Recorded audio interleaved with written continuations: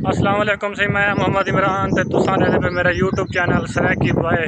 दोस्तों रात इतनी बारिश है ना, हाय हाय हाय हाय हाय हाय हाय, यानी कि बहुत बारिश है तो मैं पानी दिखावा तो अब दिल बने से खास तौर शहर वाला कि शहर तो जरा पानी आने बाहर निकले आते बिल्कुल दुम्बे फिरे खड़न।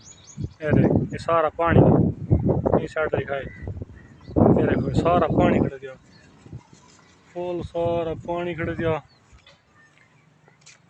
ये सारी सीट है इधर सारा फर्श पी गया। ये देखो ये दुकान है, ये सारा तले माल भी खड़े,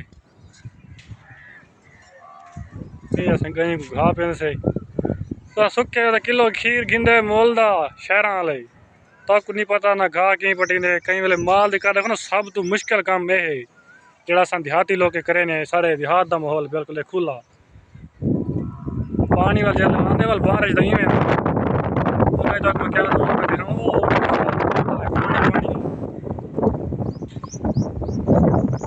बाकी व्यूअर सपोर्ट की करो यार। इंशाल्लाह मजीद अच्छा वीडियो तुम्हारे दिखाते आने। मेहनत लगती है वीडियो बनाने भी टाइम करना पौंदे, नेट का प्रॉब्लम होंगे क्योंकि देहात का इलाके नेट ज़्यादा होंगे क्या नहीं।